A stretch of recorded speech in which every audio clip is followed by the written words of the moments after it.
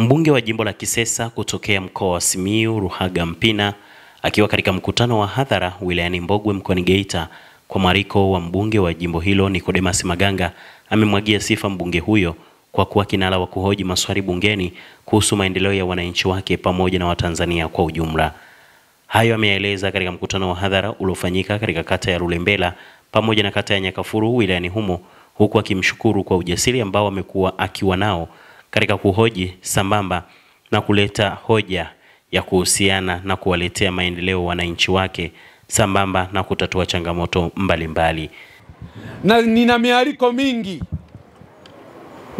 mialiko mingi huwa siendi, lakini leo nimekuja hapa Mbogwe. Nataka niseme kabisa na nikiri kwenu kwamba mbunge wenu ninampenda, ni kijana mzuri, mkweli, mchapakazi, na ndio wabunge ambao mimi nao wapenda na ndio naopenda kufanya nao kazi.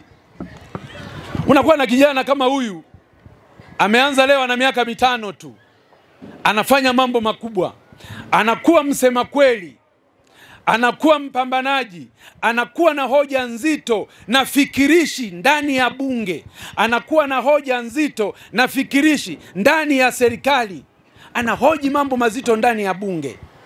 Hawa ndio wabunge tunaowahitaji katika bunge la Jamhuri ya Muungano wa Tanzania. Na ndio maana hata mimi Mpina nimekubali mwaliko wake na nimekuja, vinginevyo mimi huwa siendi kwa wanafiki. Sasa unakuwa na kijana kama huyu, toka alivyoingia anafanya kazi nzuri sana ndani ya bunge, toka alivyoingia. Sasa wabunge kama hao mkiwatuma bungeni, wanaenda kuwasemea, wanasema hoja zenu, hawaogopi, sio wanafiki, wanazungumza. Kama mnazurumiwa, anasema wananchi wangu wanazurumiwa. Kama mnaonewa, anasema wananchi wangu wanaonewa. Kama mpati maendeleo, anasema wananchi wangu hawapati maendeleo. Hao ndio wabunge tunaowataka wa Jamhuri ya Muungano wa Tanzania. Si unapeleka mbunge kule wakwenda kukaa tu.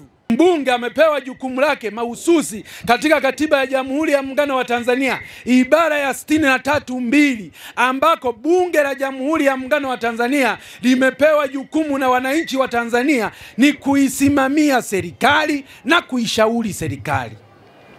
Kwa hiyo ni lazima uchague mbunge ambaye ana uwezo wa kuisimamia serikali, mbunge ambaye ana uwezo wa kuishauri serikali.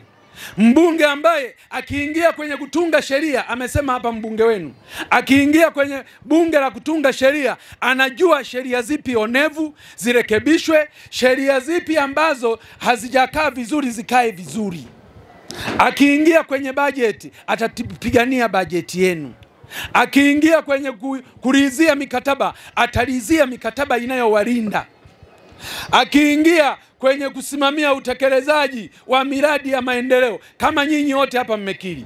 Mwenyekiti, mheshimiwa diwani wa eneo hili amezungumza juu ya maendeleo yaliyofanyika kwenye elimu, amezungumza juu ya maendeleo yaliyofanyika kwenye afya, amezungumza juu ya maendeleo yaliyofanyika kwenye miundombinu ya barabara na umeme, amezungumza juu ya maendeleo yaliyofanyika kwenye elimu. Haya yote yameweza kufanyika kwa sababu mna mbunge mzuri.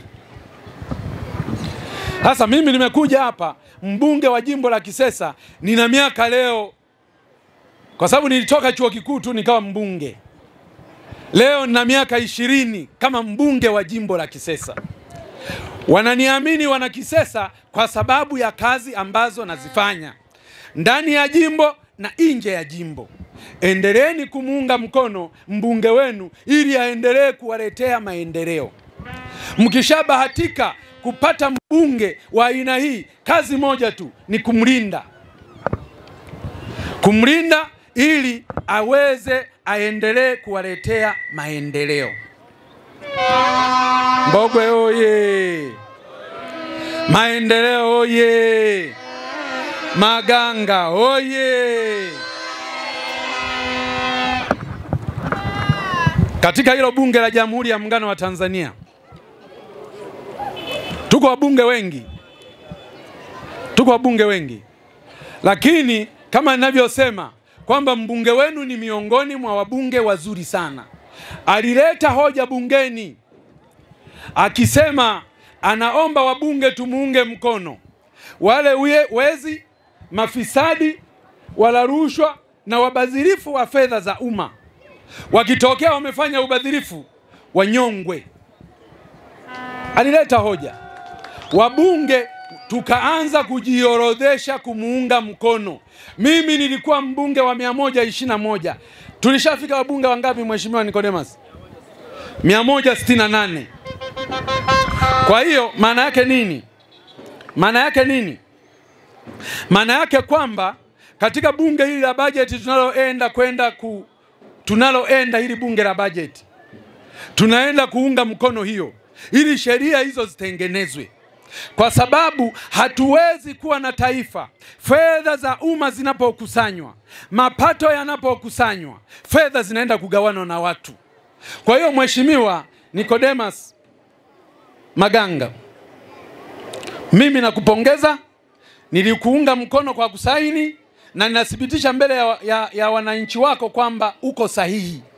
Hatuwezi, wananchi hawa wanalipa kodi za serikali, kila mmoja analipa kodi, alafu fedha zinakusanywa zinaenda kutumiwa tu na watu wachache wanajinufaisha.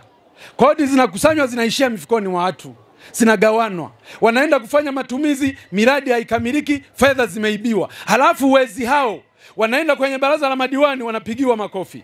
Wezi hao lazima tuwe na sheria kali. Zipo nchi ambazo zimetunga sheria kali sana juu ya wabadhirifu wa fedha za umma, ambako ni kunyongwa tu. Na sisi tukinyonga 2 watatu wataogopa fedha za umma, hawatazichezea tena.